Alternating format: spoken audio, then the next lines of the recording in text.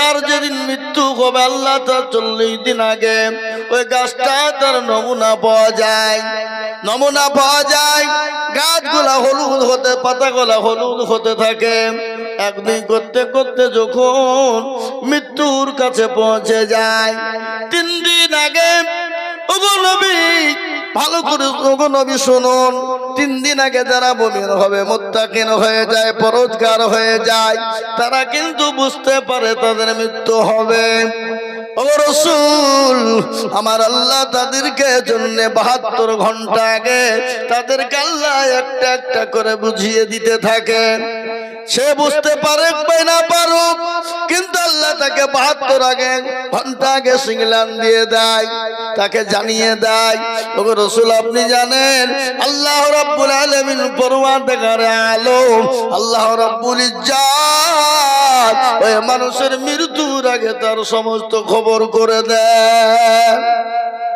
এ ভাইরা দেখবেন, যারা মুমিন হয়, পরহেজগার দিনদার ইমানদার হয়, তারা কিন্তু দেখবেন বুঝতে পারে যে আমার মৃত্যু কাছে এসেছে, ঘনিয়ে এসেছে, আর বাঁচবো না, তারা বুঝতে পারে। কিন্তু যারা বেঈমান, বেঈমানদার, বেকলমাওয়ালা, তাদের কিন্তু বিশ্বাস থাকে না, তাদের কোনো আপনার সিস্টেম থাকে না, তারা মরতে হবে, মরবো এ চিন্তা তাদের থাকে না, তারা জানতেও পারে না। তাই আমি আপনাদেরকে বলি বাপজি, আল্লাহ রাব্বুল আলামিন দুনিয়া জমিনে আমাদেরকে বানিয়েছেন, আমাদের তো মৃত্যু হবে। কিন্তু আল্লাহ রাব্বুল ইজ্জত বললেন, বান্দা মৃত্যু তো তোমাদের দিব, কিন্তু মৃত্যুর আগে আমার হুকুম তোমাদেরকে পালন করতে হবে। আল্লাহ বললেন হুকুমটা কি? কোরআনে পাকে বললেন, ওয়ামা খালাকুতুল জিন্না ওয়াল ইনসা ইল্লা লিয়াবুদুন। আল্লাহ বলেন, এ বান্দা তুমি আমার ইবাদত করো, বন্দেগী করো, আমার হুকুমকে মানো, আমার হুকুমকে মেনে নাও। যদি তুমি মানতে পারো, আমি আল্লাহ দুনিয়ার জমিনে তোমাকে শান্তি দেব, পরকালেও শান্তি দেব, এবং পরকালের আগে যে কবর রয়েছে কবরও শান্তি দেব। আমাদের মরার পরে জায়গা কোথায় গো? কবর কিনা? ঠিক কিনা জোরে বলুন, কবর কিনা? কবর।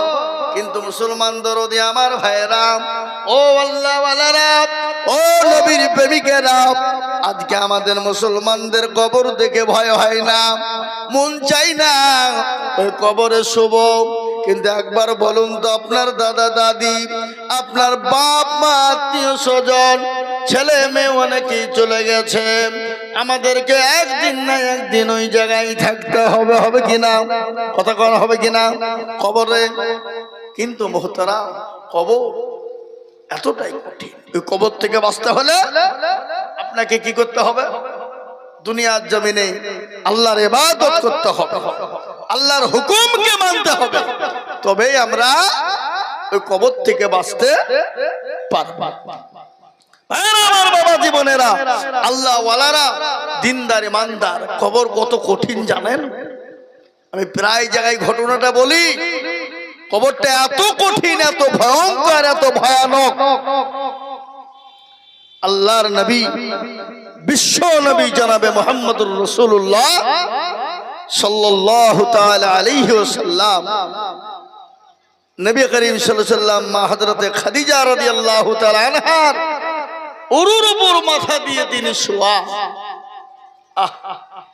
নবীজির মাথায় হাত বোলাচ্ছেন মা খাদিজাতুল কুবরা।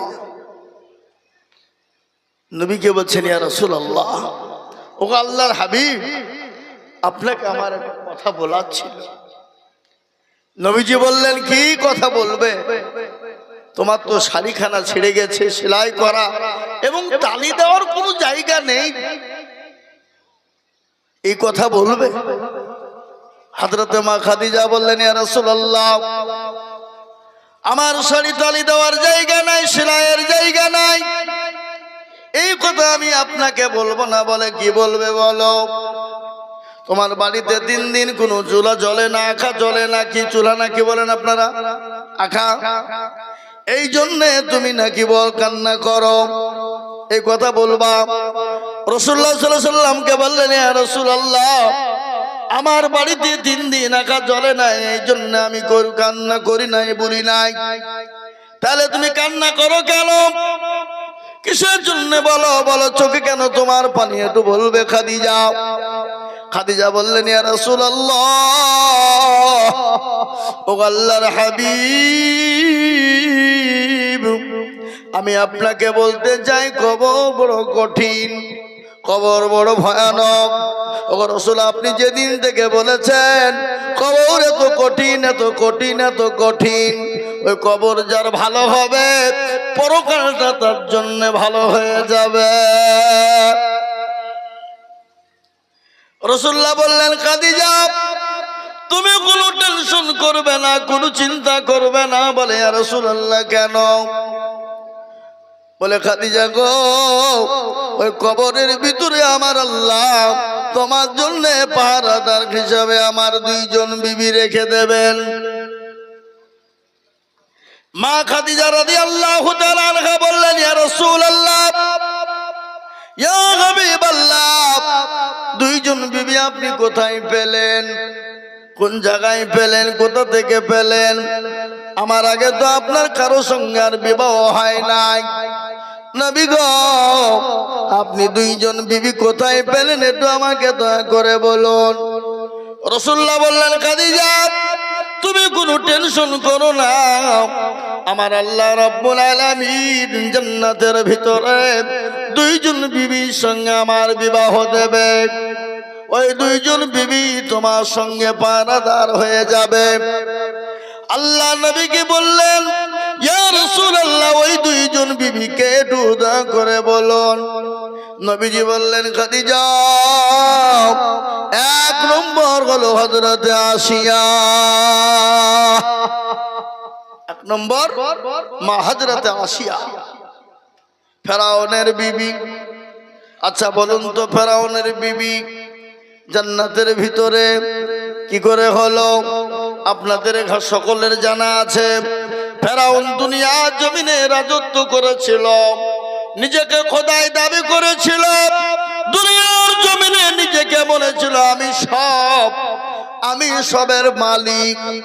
আল্লাহ রাব্বুল আলামিন ওই ফেরাউনকে নীল নদীর ভিতরে ডুবিয়ে মেরেছে। মেরেছে কিনা জোরে বলুন? মারে নাই? নীল নদী ডুবিয়ে মেরে দিয়েছে। ফেরাউনের বিবি আসিয়া, ফেরাউনকে সবাই কিন্তু খোদা বলে মেনে নিয়েছিল, কিন্তু তার বিবি আসিয়া মানে নাই। তার উপর এত অত্যাচার, এত জুলুম হয়েছিল, এত অত্যাচার, এত জুলুম হয়েছিল। মা খাদিজা, মা আসিয়া রাদিয়াল্লাহু তাআলা আনহাকে মরুভূমির উত্তপ্ত গরম বালিতে ফেলে দিয়ে বলা হয়েছিল, যতক্ষণ পর্যন্ত আমাকে না মানবে ততক্ষণ পর্যন্ত মারতে থাকো। এত মার মারা হয়েছিল, মা আসিয়া রাদিয়াল্লাহু তাআলা আনহার গোটা শরীরটা কত বিক্ষত হয়েছিল। আল্লাহ বলেন, নবী গো, আল্লাহ বলেন, ও ফেরেশতা মণ্ডলী শুনে নাও, আমার আসিয়াকে মৃত্যুর আগে 8টা জান্নাতের দরজাখানা খুলে দাও, সে যেন 8টা জান্নাতের দরজা থেকে মরতে পারে। আল্লাহ নবী বলেন, খাদিজা ওই আসিয়ার সঙ্গে কিয়ামতের দিন আমার আল্লাহ আমার সঙ্গে জান্নাতে বিবাহ দেবে। 2 নম্বর, বিশ্ব নবী সাল্লাল্লাহু আলাইহি ওয়াসাল্লাম বললেন, ও খাদিজা শুনে নাও, আমার 2 নম্বর বিবি কে হবে? হযরত ঈসা রুহুল্লাহ আলাইহিস সালামের আম্মা জান, যে পুত্র পবিত্র, যার নাম হলো মারিয়াম আলাইহিস সালাম। মা খাদিজার কান্না বন্ধ হলো না। বিশ্ব নবীকে বললেন, ইয়া রাসূলুল্লাহ, নবী গো একটু বলুন, আমি আপনার কাছে 3টি জিনিসের আবেদন করব। ও রাসূল, আপনি বলুন দিবেন কি না? রাসূলুল্লাহ বললেন, খাদিজা দেওয়ার মতন হলো, অবশ্যই তোমাকে কেন দেব না? তুমি আমার বিবি খাদিজা, তুমি আমার জন্য জীবন দিতে প্রস্তুত। এমনকি মক্কার জমিনে তুমি তো বড় ধনট্ট নারী ছিলে, বড় পয়সাওয়ালা ছিলে।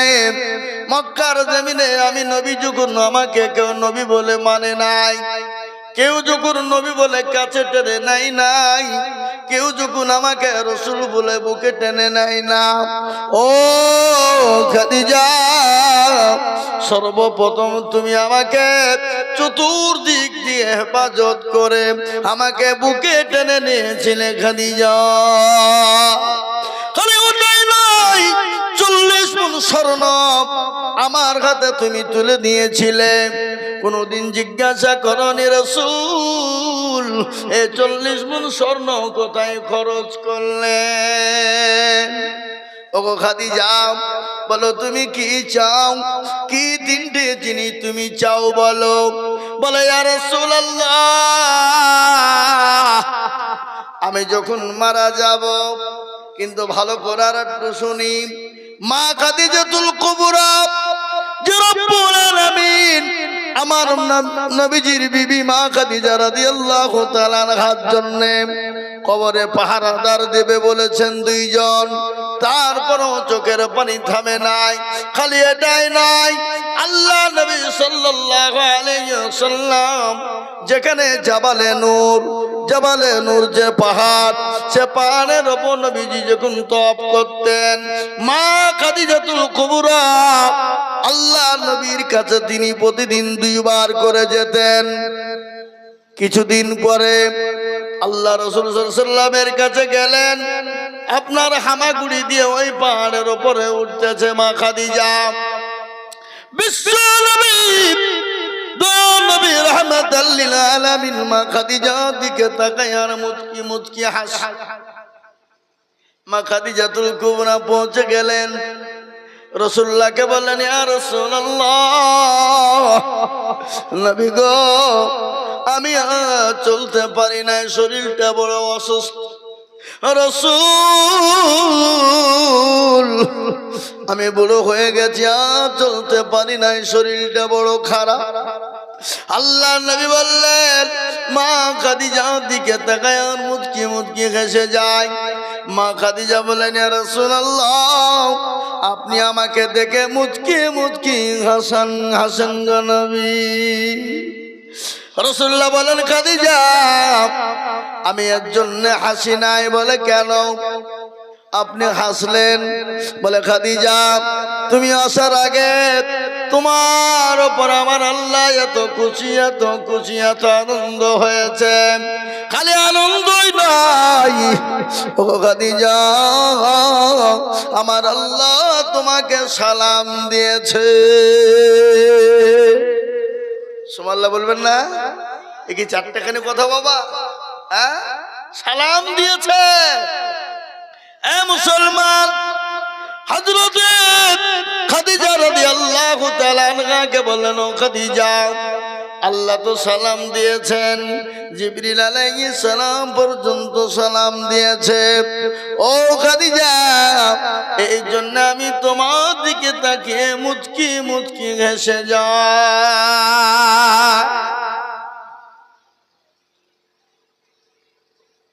মা খাদিজা বললেন, ইয়া রাসূলুল্লাহ আমি তো উত্তর কেনা কি করে, আল্লাহর সালামের উত্তর আমি কি করে যে দেব আমি তো জানি না। নবী গো আপনি দয়া করে আপনি সালামের উত্তর টুকুন দিয়ে দেবে।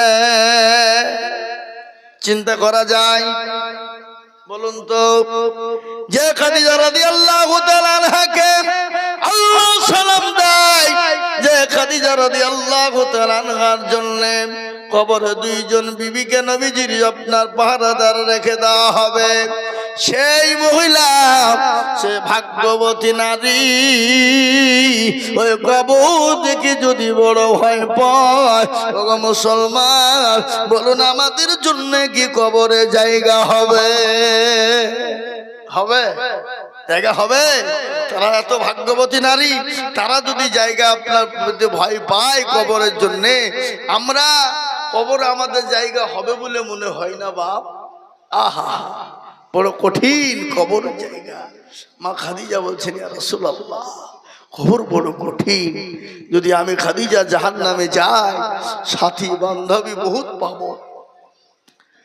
যদি জান্নাতে যাই বান্ধবী সাথী বন্ধু মেলা পাবো। কিন্তু কবর এমন একটা জায়গা যেখানে বান্ধবী নাই, বন্ধু নাই, সাথী নাই, যেখানে লাইট নাই, যেখানে কোন রকমের বিছানা নাই, কোন রকমের কিচ্ছু নাই। আচ্ছা বলুন তো, পৃথিবীর জায়গা যেখানে যাবেন সেখানে কাউকে না কাউকে পাবেন, কিন্তু কবর এমন একটা জায়গা যেখানে কাউকে পাওয়া যাবে নাকি? কথা বলেন না কেন? কথা পাওয়া যাবে? কাউকে পাওয়া যাবে না, কাউকে আপনার পাওয়া যাবে না, কেউ আপনার সঙ্গের সাথী কবর হবে না, কেউ আপনার জন্য কবরে জায়গা হবে না। এ মুসলমান, আল্লাহর নবী সাল্লাল্লাহু আলাইহি ওয়াসাল্লামের বিবি মা খাদিজা বললেন, ইয়া রাসূলুল্লাহ, নবী গো, আপনি দয়া করে আমার তিনটে আবেদন রাখবেন। প্যারা নবী সাল্লাল্লাহু আলাইহি ওয়াসাল্লাম বললেন, খাদিজা বলো কি তিনটে কথা? বলে, এক নম্বর, ইয়া রাসূলুল্লাহ, আমি যখন মারা যাব, আমাকে যখন দাফন কাফন করবেন, দয়া করে মেহেরবানি করে আপনার জুব্বা মোবারক দিয়ে দাফন করবেন। রাসূলুল্লাহ বললেন, খাদিজা তুমি এত দিলে, ইসলামের জন্য সব বিলিয়ে দিলে, আমি যদি পুরনো জুব্বা দিয়ে তোমার কাফন বানিয়ে দিই, লোকে কি ভাববে, মানুষ কি বলবে? কি দয়ার নবী, কি বিশ্ব নবী, কি মায়ার নবী, তিনি তো রাহমাতাল লিল আলামিন। জোরে বলুন ঠিক কিনা? কোরআন আল্লাহ বলেছেন, ওয়া মা আরসালনাকা ইল্লা রাহমাতাল লিল আলামিন। তিনি তো দয়ার নবী, মায়ার নবী, তিনি তো রাহমাতাল লিল আলামিন। এ মুসলমান দরদি, আল্লাহওয়ালা, আমার নবীর ব্যবহার, আমার নবীর চরিত্র আখলাক এত ভালো, আল্লাহ তার কোরআনে প্রমাণ করে দিয়ে বলেছেন, ইন্নাকা লাআলা খুলুকিল আযীম। আযীম মানে বড়। আমার নবীর চরিত্র আখলাক এত বড়, এত ভালো। এ মুসলমান দরদি, আমার আল্লাহওয়ালারা, বিশ্ব নবী তিনি তো মায়ার নবী, তিনি তো দয়ার নবী। গজল আছে না গো? আল্লাহর নবী মায়ার নবী গো, আপনি নবী আমার জীবনের জীবন। আল্লাহর নবী মায়ার নবী গো, আপনি নবী আমার জীবনের জীবন। আপনি আমার জীবন সাথী, অন্ধকার কবরের বাতি, আপনি হইলেন নির্দুনিয়ার ধন।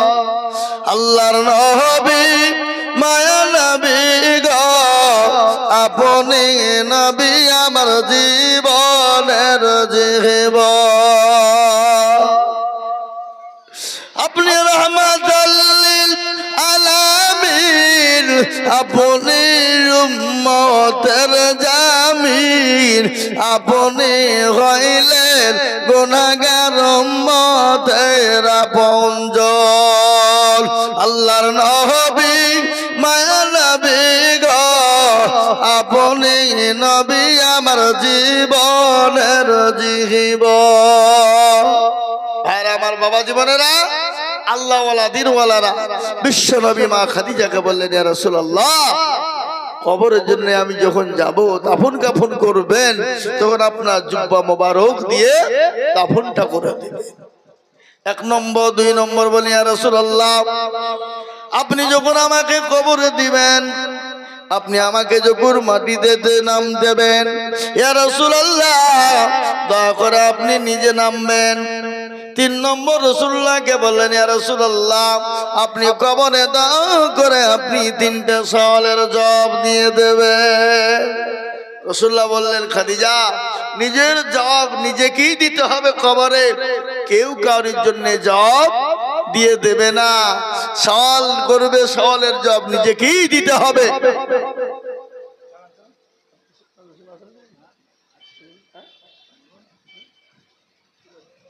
তো মহতরম বুজুর্গ দোস্ত আমার ভাইয়েরা, আল্লাহ ওয়ালারা, তো ওই কবরে সকলকেই যেতে হবে, হবে না?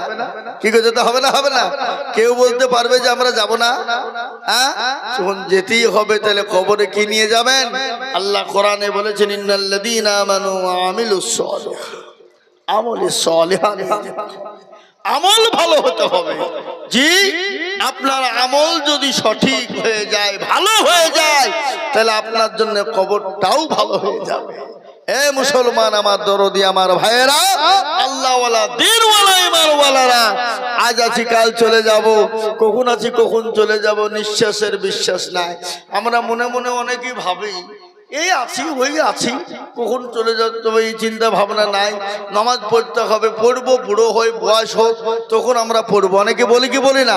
তা আমি আপনাদেরকে বলবো, ভাই, রাত্রি করার সময় নাই। আমি আপনাদের বলে যাই, শেষ কথা, একটাই কথা হলো, আমাদেরকে নামাজকে আঁকড়ে ধরতে হবে। নামাজ ঠিক তো সব ঠিক, আর নামাজ যদি আপনার আমার সকলের গোলমাল হয়ে যায়, তাহলে আপনার সব কিছু গোলমাল হয়ে যাবে। আল্লাহ রাব্বুল আলামিন আমাদের সকলকে দিনদার, ইমানদার, পরহেজগার বানার তৌফিক এনায়েত করুন। আল্লাহুম্মা আমিন, আল্লাহুম্মা আমিন। দোয়া হয়ে যাবে, দোয়া করুন।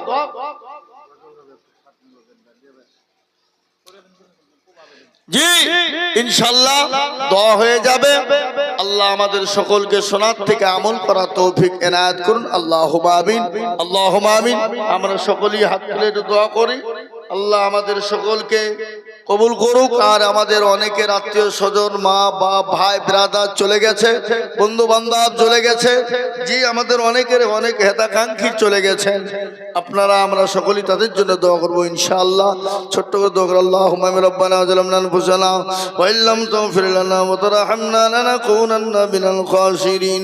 রব্বানা লা তুযিগ কুলুবানা বা'দা ইয হাদাইতানা ওয়া হাব লানা মিন লাদুনকা রাহমা ইন্নাকা আনতাল ওয়াহ্হাব। আল্লাহ, এই জলসাকে কামিয়াবি করো, ইয়া আল্লাহ, এই মজলিসকে কামিয়াবি করো। আল্লাহ, যারা এই প্রোগ্রাম দিয়েছে, সভা দিয়েছে, আল্লাহ তাদেরকে আল্লাহ হেফাজত করো। আল্লাহ তাদেরকে দিনদার, পরহেজগার, নামাজি বানাও। আল্লাহওয়ালা, দিনওয়ালা, ইমানওয়ালা, কলমাওয়ালা বানাও। আল্লাহ তাদেরকে মসজিদমুখী, দিনমুখী, ইমানমুখী বানাও। ইয়া আল্লাহ, আমাদের ছোটখাটো দোয়াকে কবুল করো। ইয়া আল্লাহ, সারা বিশ্বের মুমিন মুমিনাদেরকে হেফাজত করো, মুসলিম মুসলিমাদের হেফাজত করো। ইয়া আল্লাহ, আমাদের মাদ্রাসা, মসজিদ, মারকাজ, খানকাগুলাকে হেফাজত করো। ইয়া আল্লাহ, আমাদের দেশের যে আল্লাহ, আমাদের মাদ্রাসা, আমাদের মসজিদ, আমাদের গোরস্থান, আমাদের কবরস্থান, আল্লাহ ঈদগাহ, আল্লাহ আমাদের খানকা, সবগুলোকে তুমি হেফাজত করো। আয় আল্লাহ, আয় রব্বুল আলামিন, পরওয়ারদিগার আলম, আল্লাহ সবের মালিক হলো তুমি। আল্লাহ, তুমি যেটা করো পৃথিবীর কারো ক্ষমতা নাই আল্লাহ আটকে দিতে পারে। আল্লাহ, তুমি যেটা করো পৃথিবীর কারো ক্ষমতা নাই ওটা বাধা দিতে পারে। আল্লাহ, তোমার হেফাজত তুমি, দিনের হেফাজত তুমি করো। আল্লাহ, মাদ্রাসা, মসজিদ, মারকাজ, খানকাকে তুমি হেফাজত করো। আল্লাহ, মুসলমানদের যে অকাব সম্পত্তি আছে আল্লাহ, এই অকাব সম্পত্তিকে আল্লাহ দায়িত্ব, হেফাজত করার দায়িত্ব, কর্তব্য আল্লাহ তোমার। আল্লাহ, তোমার কাছে হাত উঠিয়েছে, আল্লাহ হেফাজত করো। আল্লাহ, আমাদের এই জালিম অত্যাচারী সরকার থেকে আমাদেরকে হেফাজত করো। আল্লাহ, এই জালিম সরকার, অত্যাচারী সরকারের থেকে আমাদেরকে বালা মুসিবত থেকে আল্লাহ হেফাজত করো। সাল্লাল্লাহু তাআলা আলা খায়রি খালকিহি ওয়া আলিহি ওয়া সাহবিহি আজমাইন। আমিন সুম্মা আমিন। লা ইলাহা ইল্লাল্লাহ। পানির লিগে পানি হয়েছে না পৃথিবীতে? হ্যাঁ, এই জন্য হাল।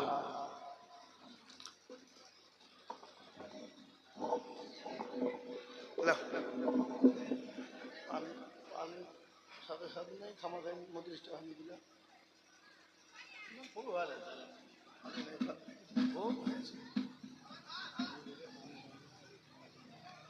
আল্লাহর রহমত তো পানি নাই, কান্দি নাই, কিছু নেই, খামা খাই।